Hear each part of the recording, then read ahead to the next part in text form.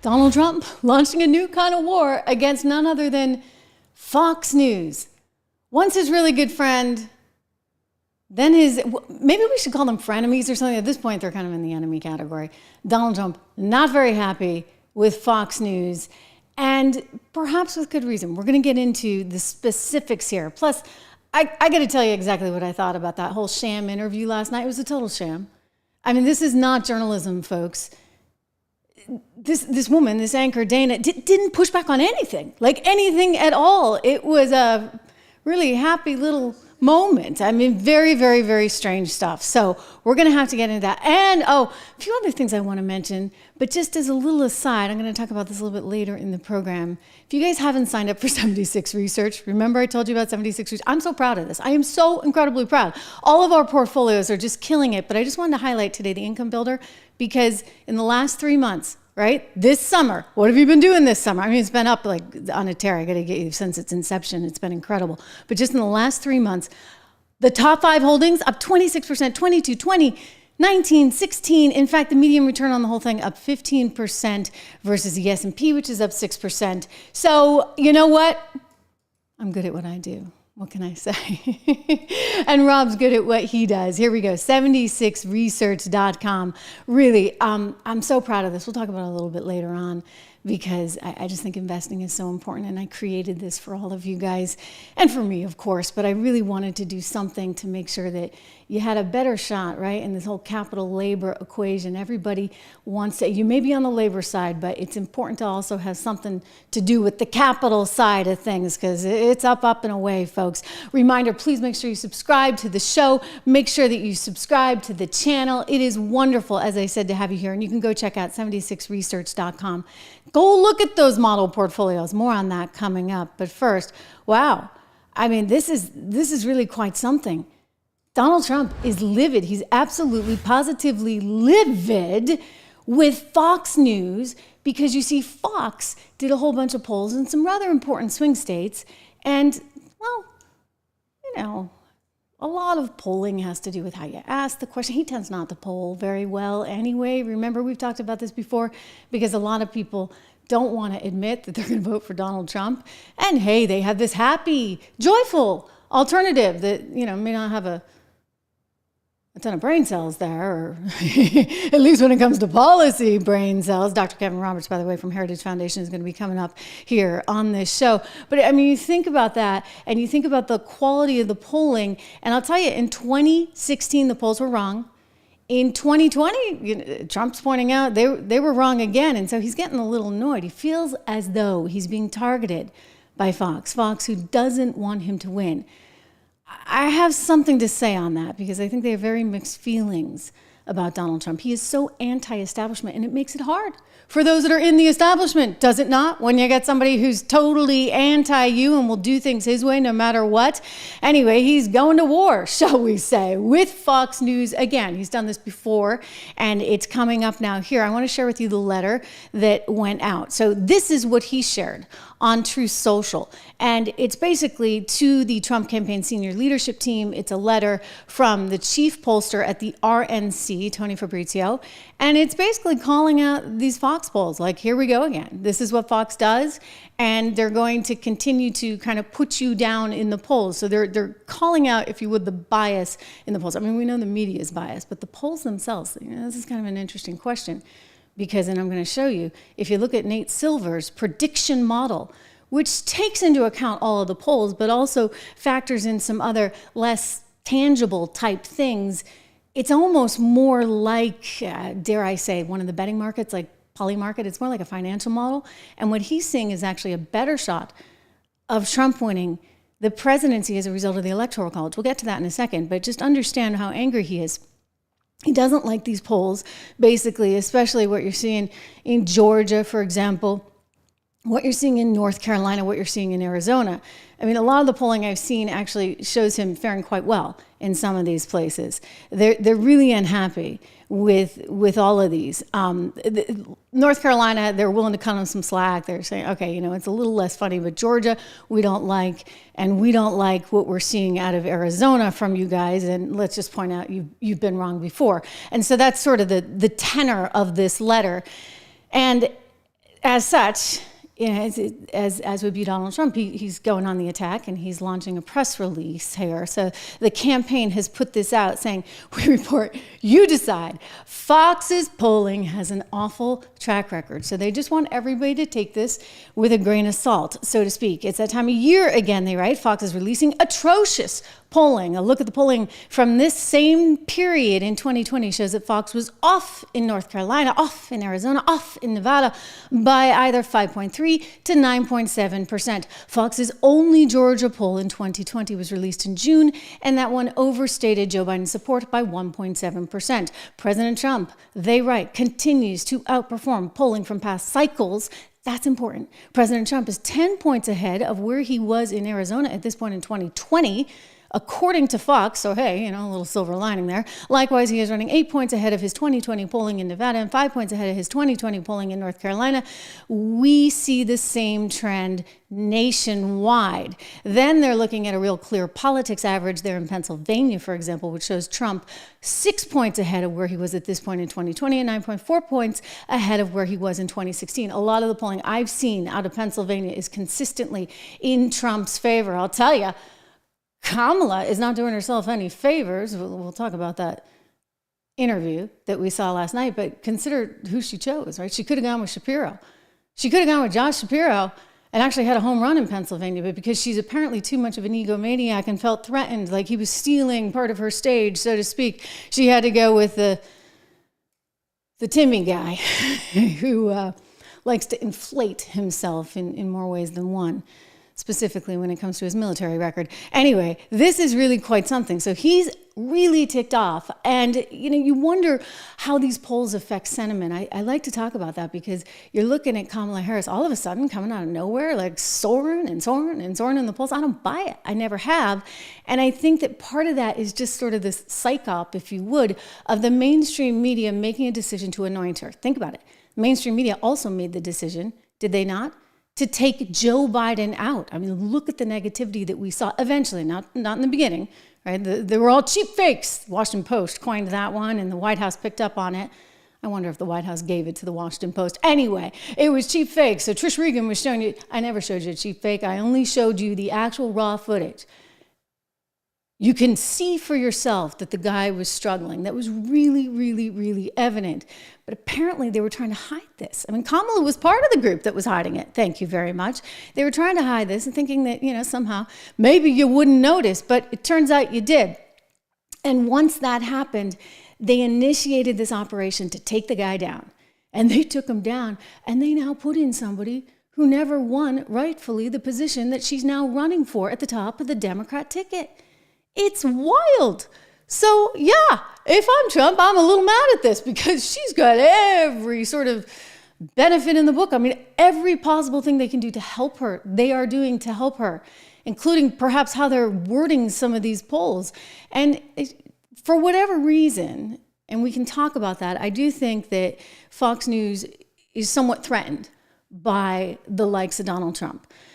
I think what we learned, certainly in 2020, was that they didn't want to see him there in the presidency. And then after J6, they jumped on that bandwagon, and they really intended to kind of tear him apart and tear him down until they realized that there were other players out there, like those of us in the podcast industry or those of us over on Newsmax, those of us in other sort of pockets of opportunity that would damage Fox by taking audience share. They were like a monopoly. They were the only game in town forever.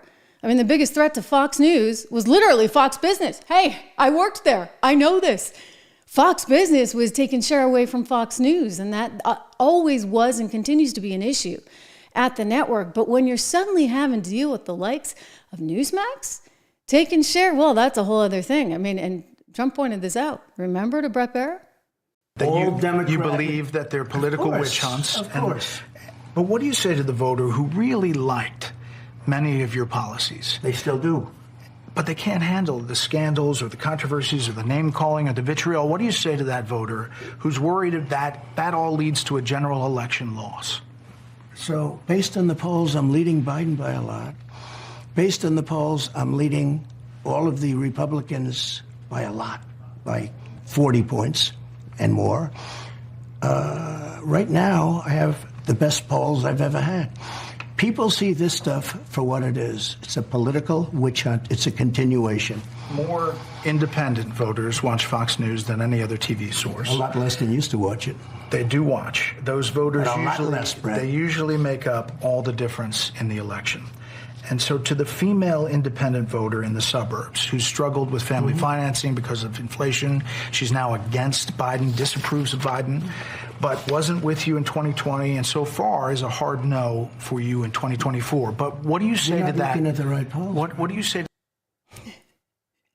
So now they have their own poll numbers, you see, and he's probably still saying you're not looking at the right poll numbers. Look, I think that he tends to, historically he has, right? We've seen this in both elections he's been in. He tends to underperform in the polls. And part of that is because you have this pressure campaign that's coming from outside. And it had started to dissipate because people were so strung out. They're like, for goodness sakes, inflation is through the roof. I'm struggling to make ends meet. I'm struggling to put gas in the car and pay for the groceries. And I've had it, right? I've had it. So people had crossed a line. And there was nothing about Joe Biden that was inspiring any kind of confidence. You're like, whoa, wait a second. Of course, I always said, wait until they figure out that they're not really voting for Joe, they're voting for Kamala. Well, it turns out the Democrats decided, we're just going to make that happen a little bit faster, shall we? And that's where we are today. So they put her in, and mysteriously, she climbs to the top of the charts. You buying that? I'm not buying it, by the way. She didn't get any bump coming out of the DNC. Interesting. In fact, that was the headline out of the pollsters that ran that one. They were like, okay, this is kind of surprising.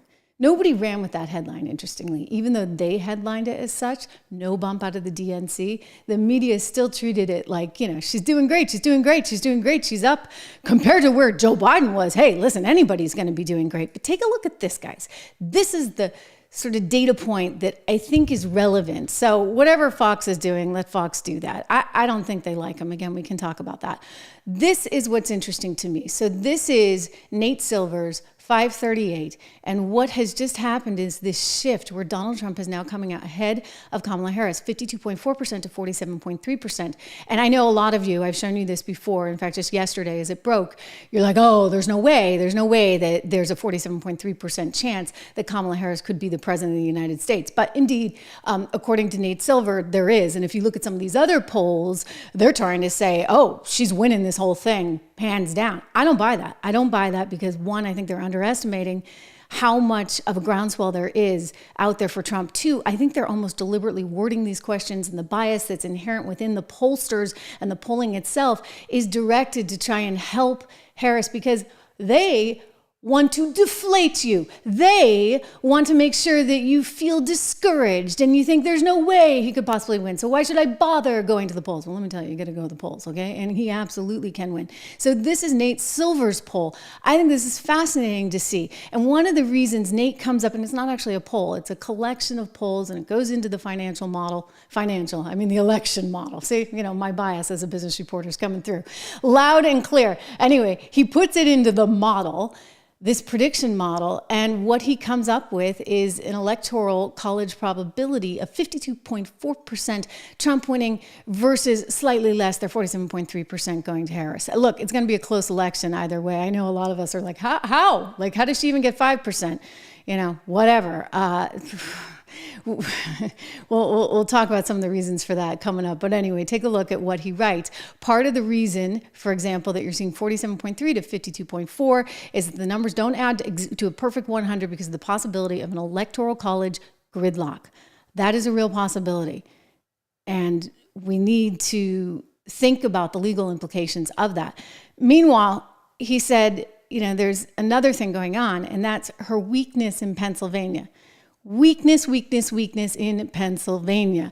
That's a concern. Well, I've been talking about this over and over again because every poll I've seen out of Pennsylvania, and there's been like 3 in a row, she's down. She can't get Pennsylvania. And that's why suddenly, by the way, she's like, oh, I'm not against fracking because she knows those are jobs in Pennsylvania. It's so damn phony.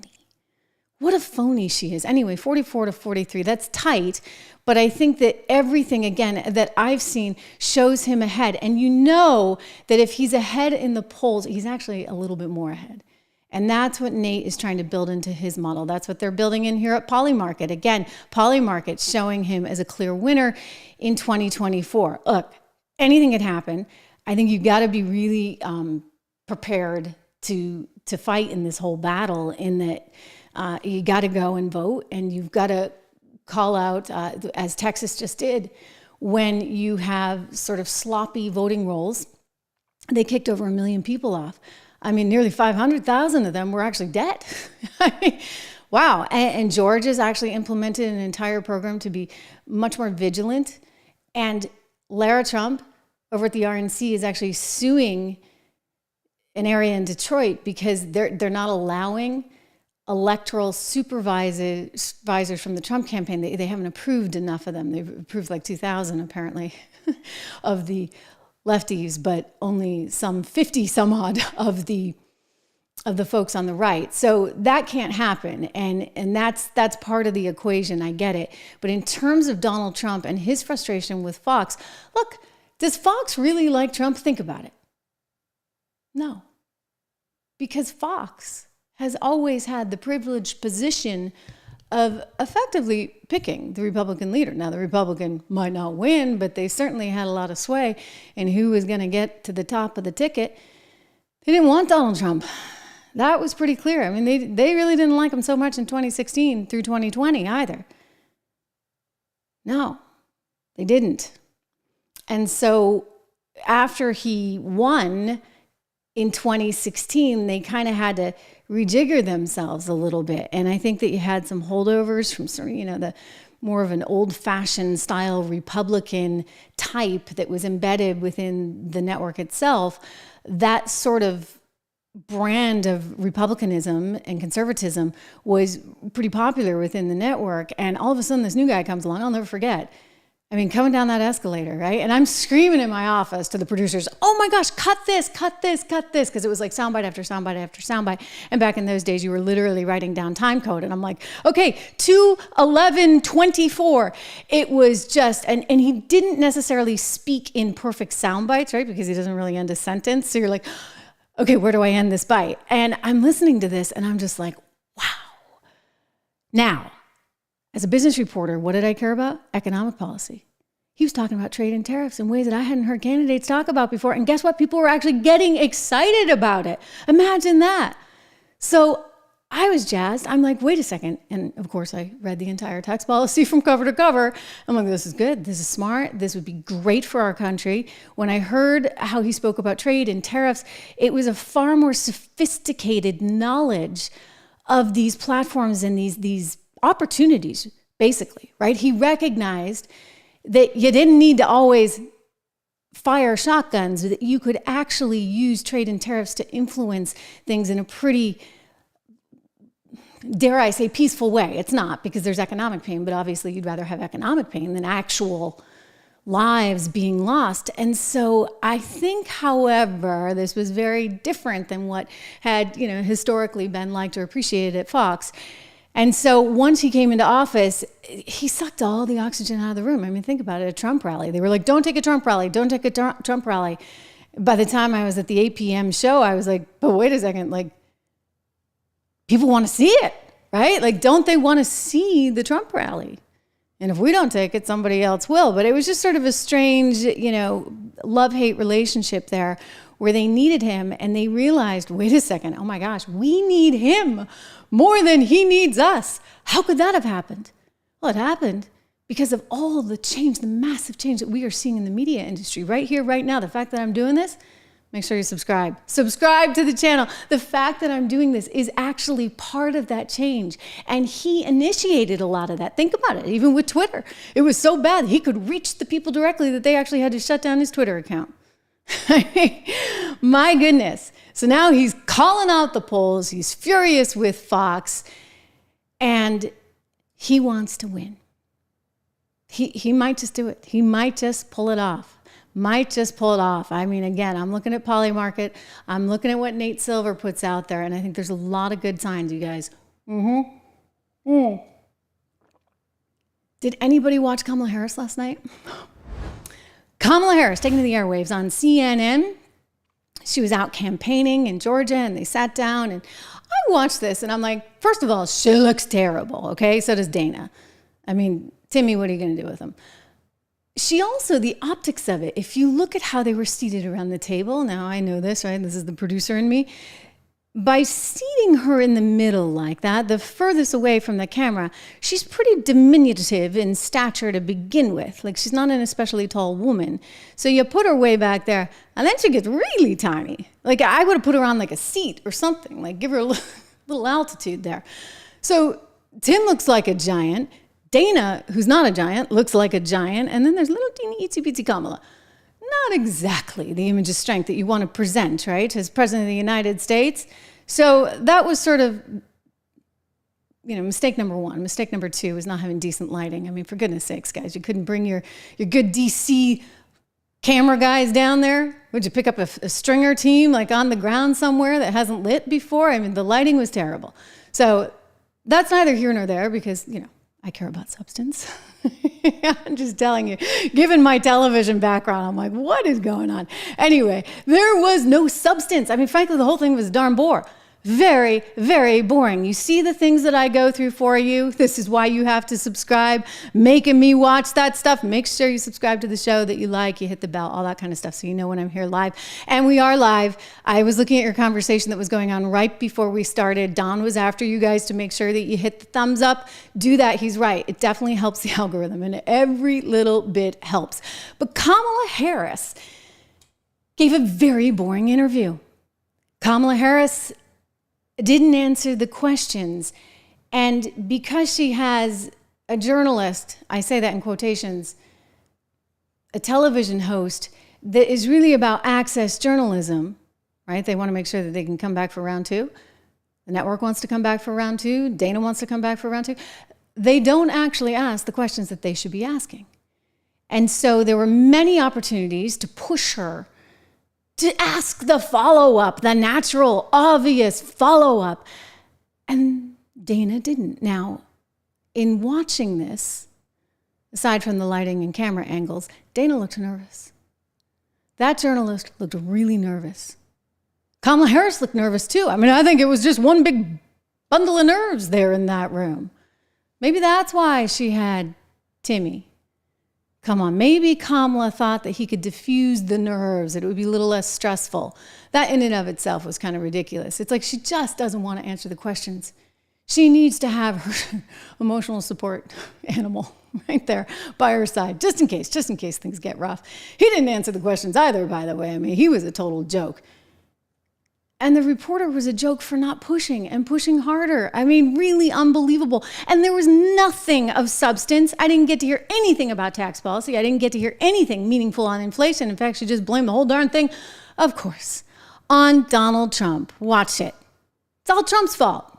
Don't you know? Way forward and turn the page on the last decade of what I believe has been contrary to where the spirit of our country really lies. But the last decade, of course, the last 3.5 years has been part of your administration. I'm talking about an era that started about a decade ago.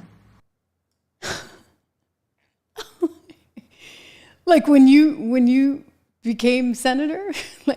The timing's somewhat similar.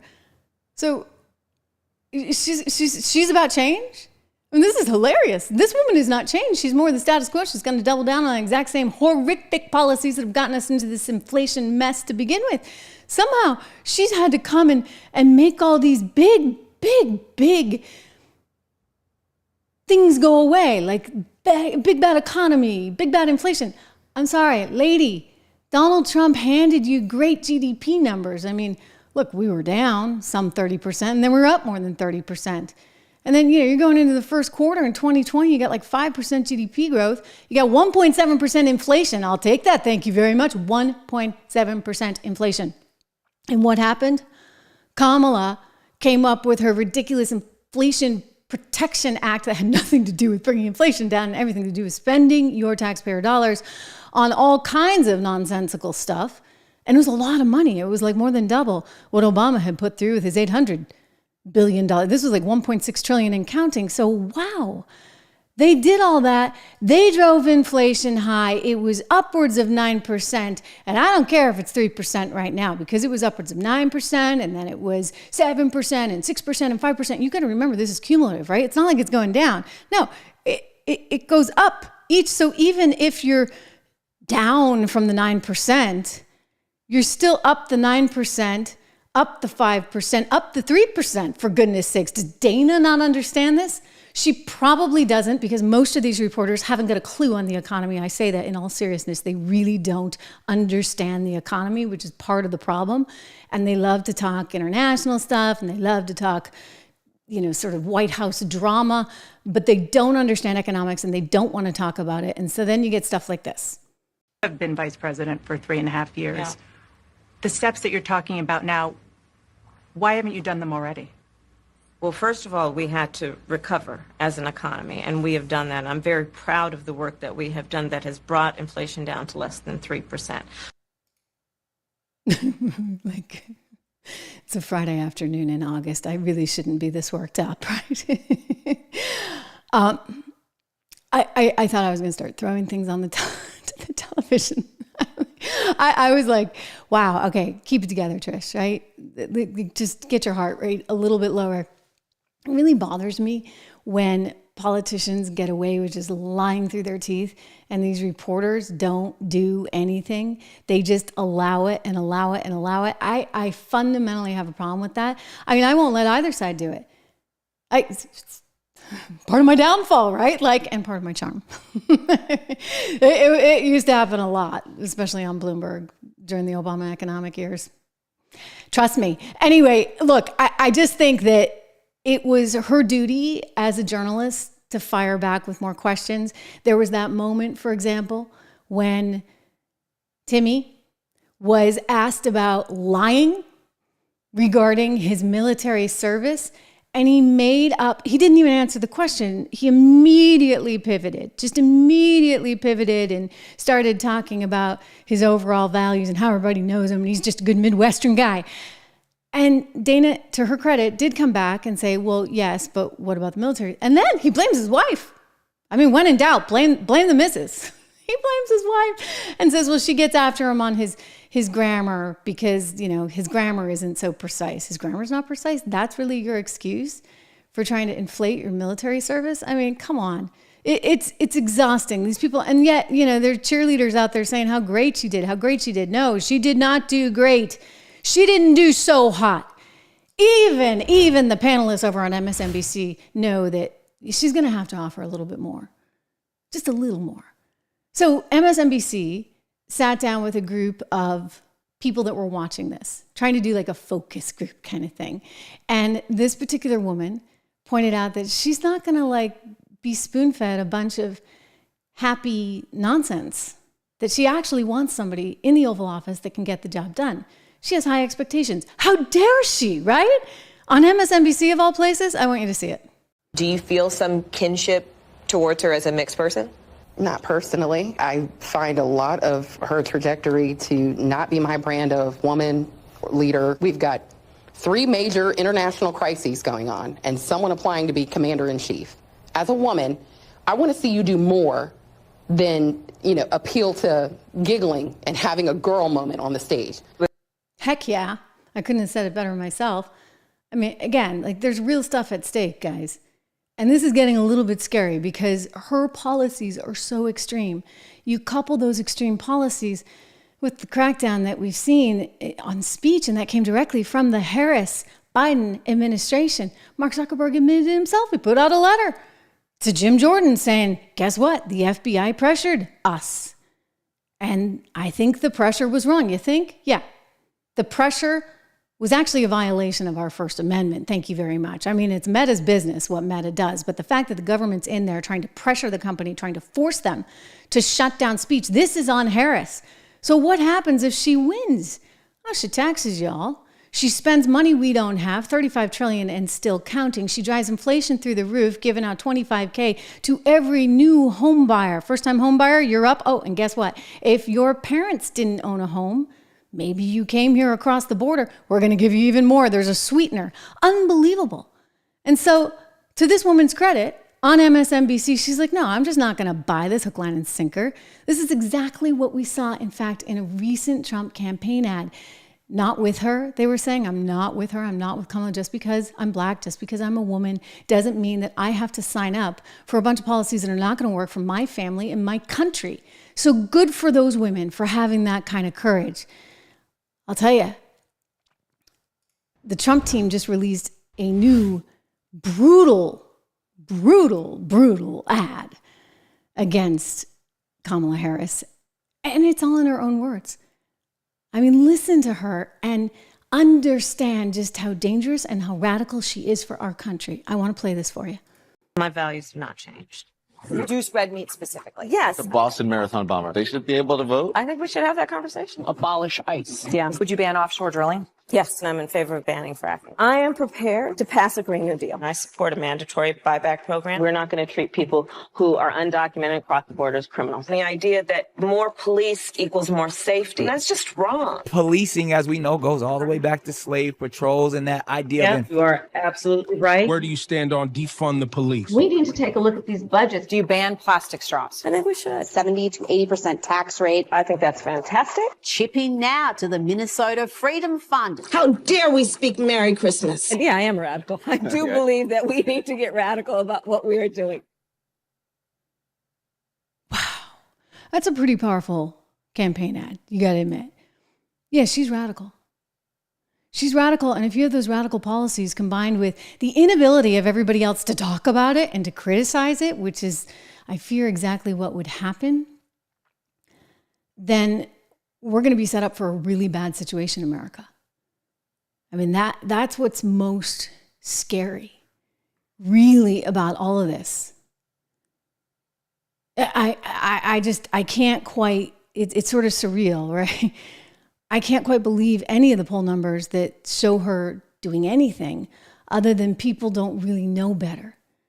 So I sat down just a couple minutes ago with Kevin Roberts, Dr. Kevin Roberts over at the Heritage Foundation, and asked him about that because you know what? People don't really know better. Like, you can't just vote for, this fabricated idea.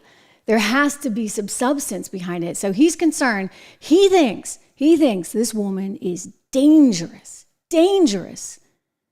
to our country, our economy, and our future.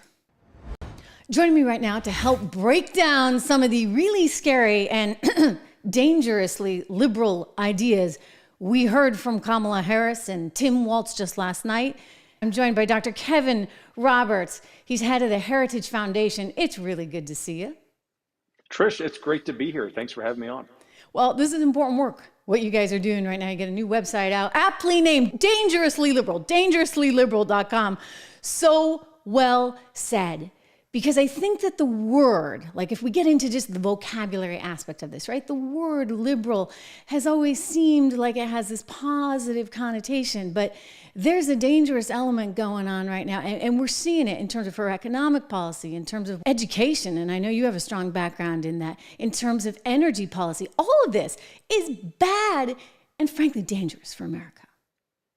It is. And, I'll get to the motivation of putting this website together, but I've got to hang on this great point that you make, Trish, which is how the left co-opts language. They've taken this word liberal, which actually can be fine in a classical liberal sense, but in this modern American sense, especially as it relates to the vice president's policy record, it's awful. And so a few weeks ago, we were motivated to put this website together, which has gone live in the last few days, in order to inject more policy substance into this conversation. Why do we have to do that?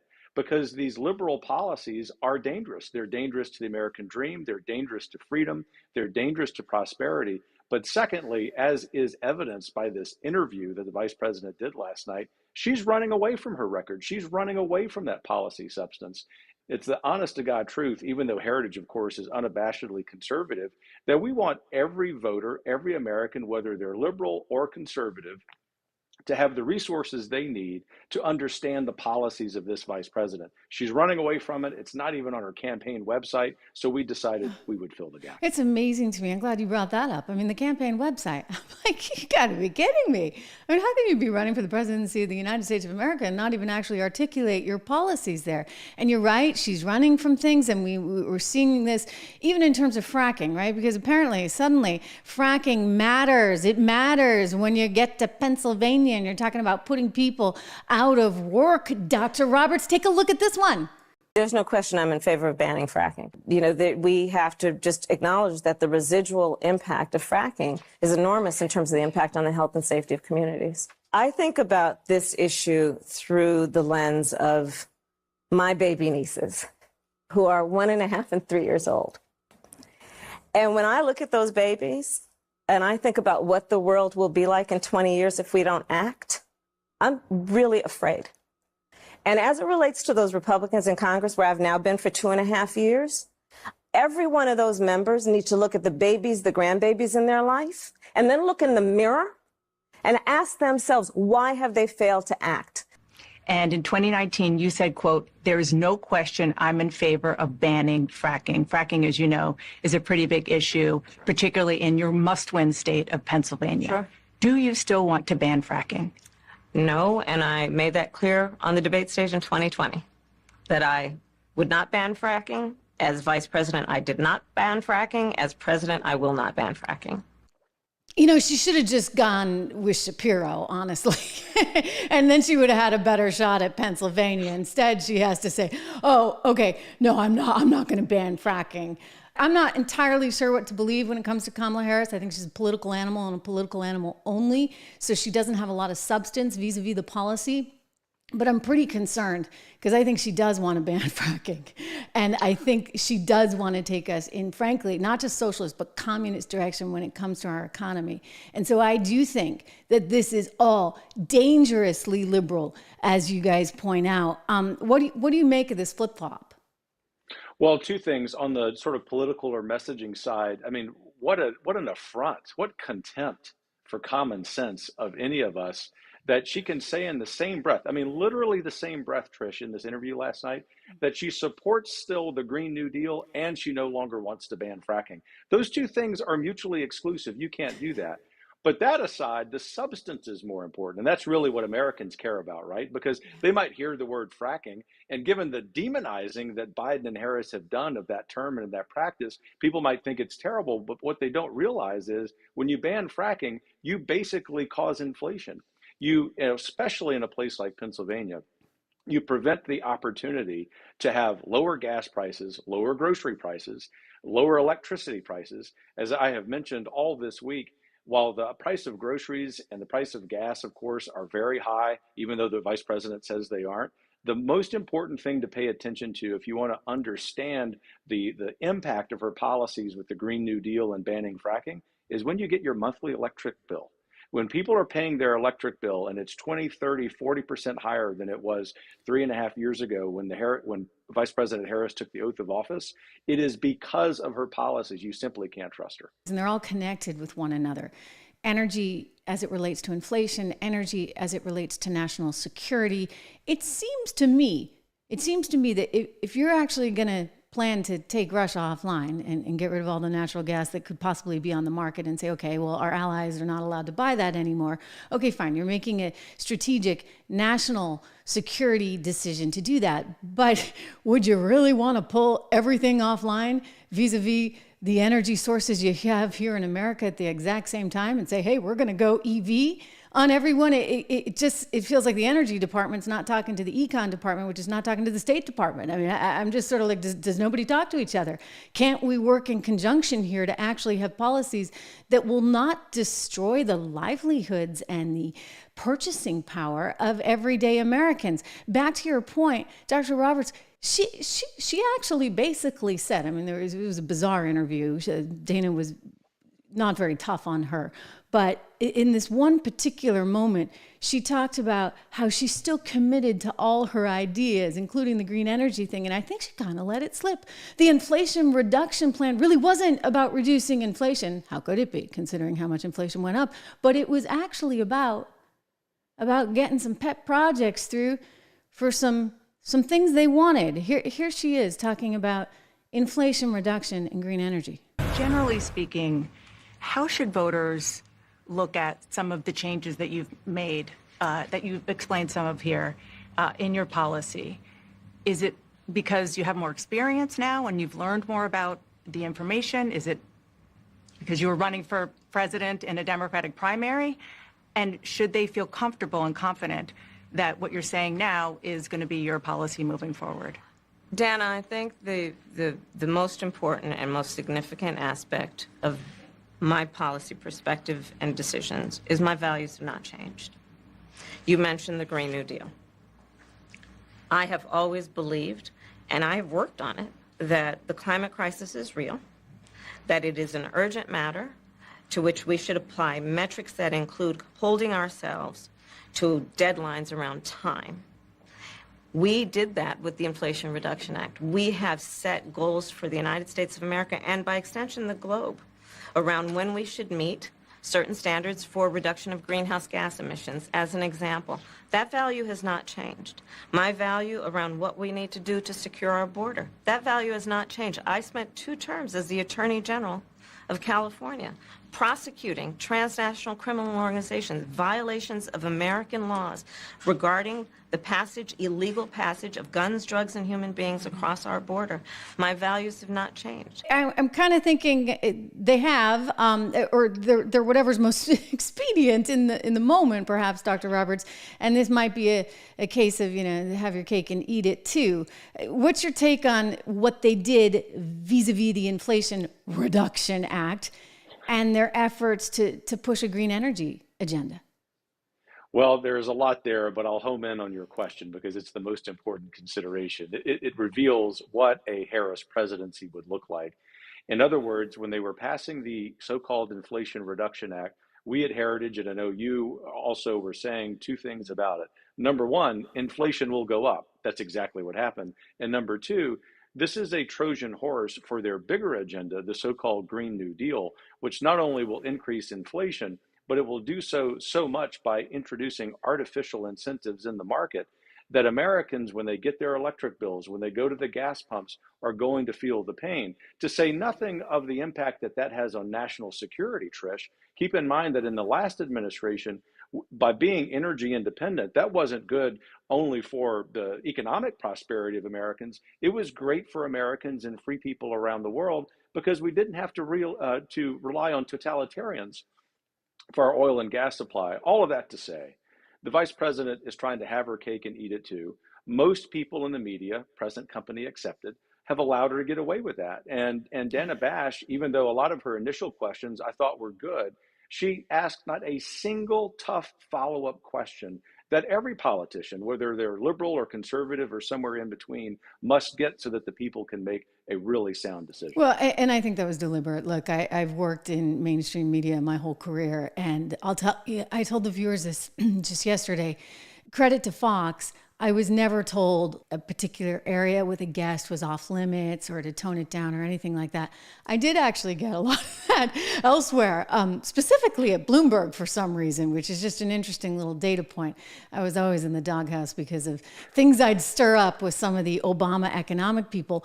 But it tells me that, whether it be Harris and her campaign or whether it's the Obama people that are behind the scenes or the people in the Biden administration, there is some kind of pathway through to the anchor herself who's not really challenging Harris. So it was kind of a puff piece.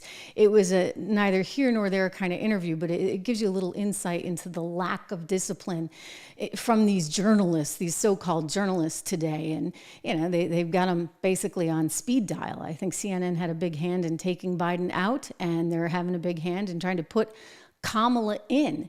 And Americans need to understand that. Dangerously Liberal, again, the website itself, it's important for people to go to. I'm quite alarmed that there's this attitude among some youth and not just youth, but a lot of people that are like, okay, well, it's not Biden, so we can go with Kamala. Ben Stiller, the actor, was caught on this candid camera this week, and they say, who are you going to vote for? And he said Kamala because we need change. And I'm like, change? It's more of the same and worse. I mean, she wants to give out $25,000 for every new first-time home buyer. What is the easiest way to jack up home prices, inflate them some more by $25,000 each, give out free money, these handouts? It's like this woman really and truly doesn't get it. She wants to buy votes. She does. And you think about this new homebuyer credit that she has mentioned. You think about the student loan bailout, which doesn't help anybody for people who didn't go to college, who decided that they needed to earn a living and not go to college. They're the ones on whose backs the student loan bailout is being paid. This is just simple economics. And you think about Ben Stiller's ridiculous comment.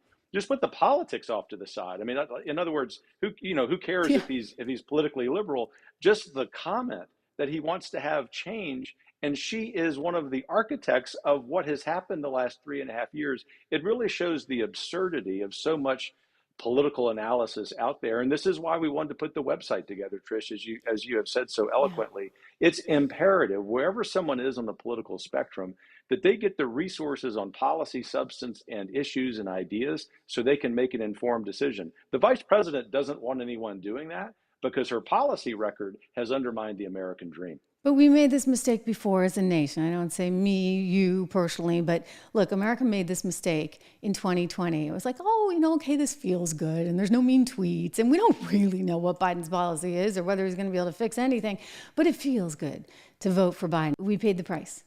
And now I want to hand it over to the president of Ukraine, who has as much courage as he has determination. Ladies and gentlemen, President Putin. President Putin. He's going to beat President Putin. President Zelensky.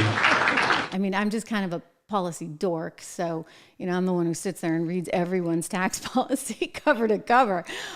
And I don't like the idea of corporate taxes going up. I don't like the idea of individual income taxes going up. I think that all of this would be a drain on the economy, while simultaneously she wants to print money and hand it out to whoever she thinks is most deserving of it. I mean, what does that really tell you in the classical sense? Are we bordering on socialism? Are we bordering on communism? I mean, again, when you combine what we learned from Meta this week, the Facebook CEO coming out and saying, hey, the FBI pressured us into censoring information, that's under Harris's watch. That's the Biden-Harris administration. I'm starting to get nervous. Well, you should. And look, Heritage well enough to know that we don't engage in hyperbole. So when I say that I agree with you that we are bordering or on the verge of socialism for sure, I really mean that. I mean, our economic scholars at Heritage, our public policy scholars at Heritage would tell you that that's what we've been living through. That's what the Inflation Reduction Act and what the Green New Deal actually are. They are socialism. And then when you think about what the Biden-Harris regime has done with free speech, to the point that you mentioned regarding the Meta example, that actually gets into a totalitarian version of socialism, communism, in other words, that's here. There is no doubt in my mind, just speaking purely as a policy leader, not getting into partisan endorsements, which I can't do, that if the vice president succeeds in becoming president of the United States, this republic's history as a capitalist engine, as a place for entrepreneurialism, but also as a haven for people who love freedom, free speech most of all, might be coming to an end. Which is why, indeed, she is dangerously liberal. I encourage everybody to go to dangerouslyliberal.com today. Get the facts, spread the word, tell your friends, because this is one of those do or die times. Dr. Kevin Roberts, president of the Heritage Foundation, thank you so much for your time today. Thanks for having me. Really enjoyed the conversation. Again, my thanks to Dr. Roberts. Wow. I mean, there's so much at stake. Think about it. I mean, this little moment with her husband, Dougie. We got Dougie, we got Timmy, and Kamala. Anyway, Dougie was out trying to do this campaign. He was joined by none other than Gina Rondo, who's our Commerce Secretary. Now, Gina isn't playing with a full deck there, because just the other day when it came out that the Labor Department screwed up and they overestimated jobs to the tune of 800 and something extra jobs that we didn't actually have in the economy over the last year, and they presented her with this, they're like, hey Gina, what do you think about this? She's on MSNBC. She's, oh, it's a lie, Trump's lying. It's like, no, lady, it's your own administration, like your own economists. You're supposed to know something about the economy, Gina. Anyway, I just want you to take a look at her, because she's standing there by his side. She can't say the words USA. The crowd can't say the words USA. It's like they are afraid of patriotism. They don't like the American flag. They don't want to say go USA. You know, they don't like the national anthem either. Here we are. USA, USA. So you can say it. Well, apparently they can't. Apparently, that's no-go territory.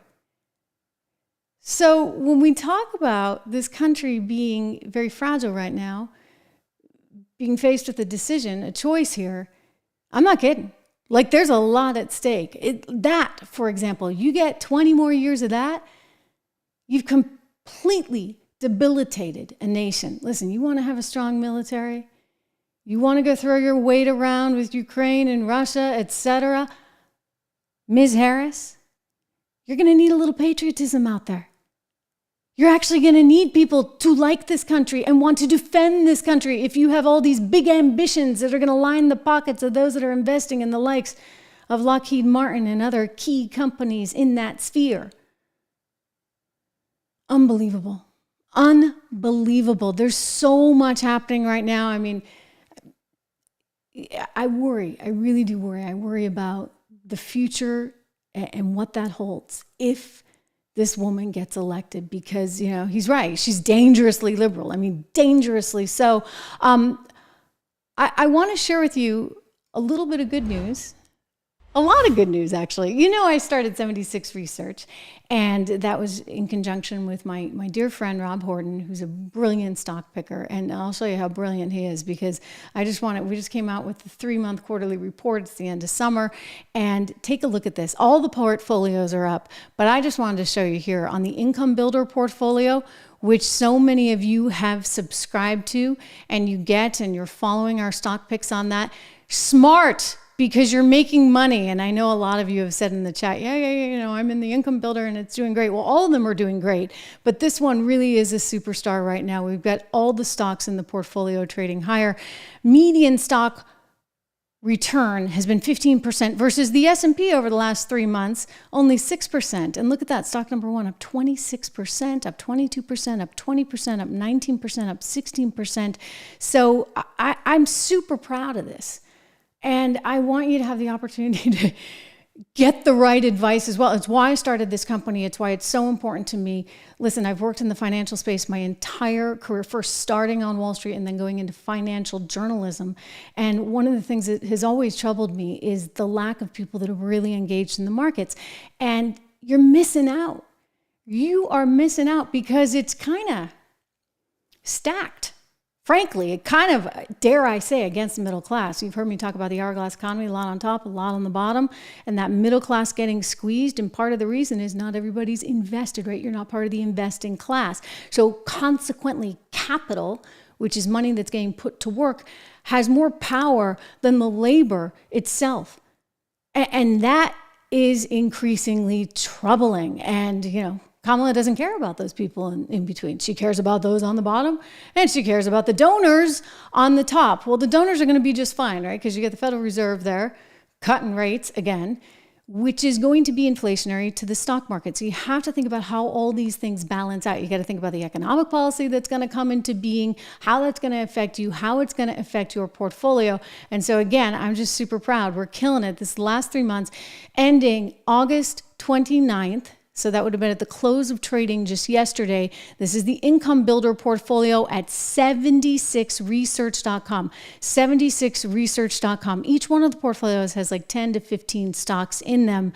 And what you see is basically us kind of hand-holding and walking you through what you should be buying and what you should be investing in. So you're not actually investing with us. I should make that very, very clear.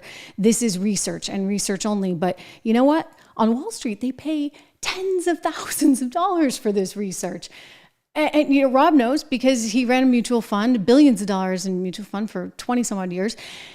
And they subscribe to all this research and they spend tons and tons of money. And I'm like, wait a second here.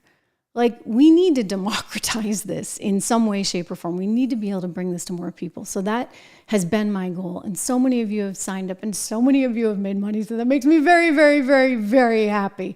My goal is to help you build something long-term that can make you reliant on yourself.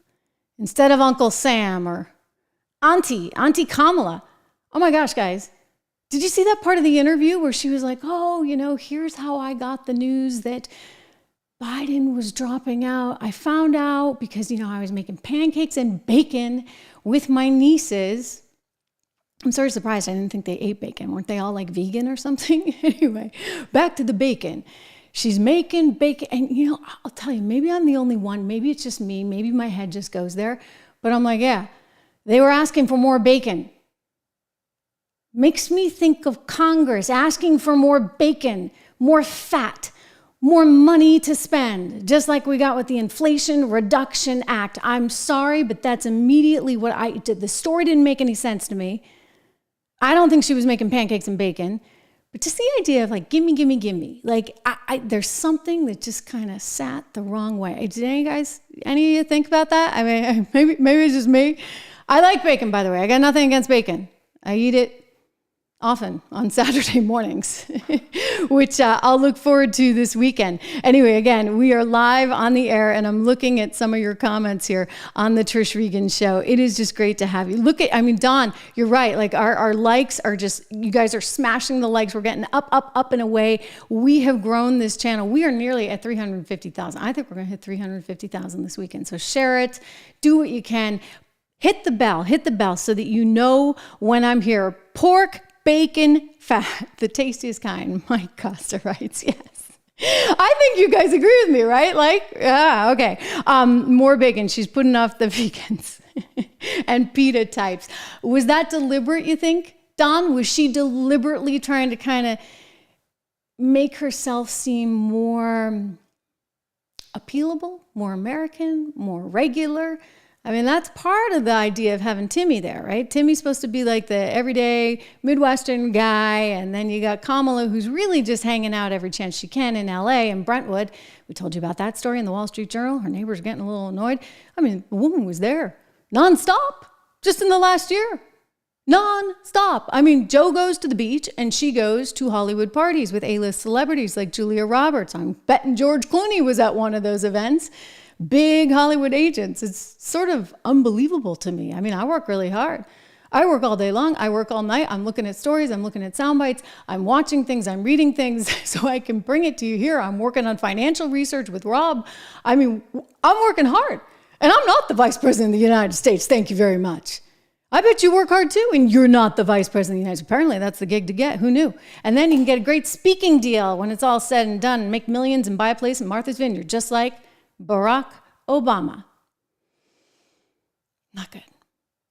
Really, really not good. Make sure you subscribe. Make sure you go to 76 Research. I want to make sure that next quarter you're looking at up 22, up 26% as well. It is great to have you here. Have a wonderful weekend. You'll see more stuff from me over the weekend, and we'll talk live on Monday.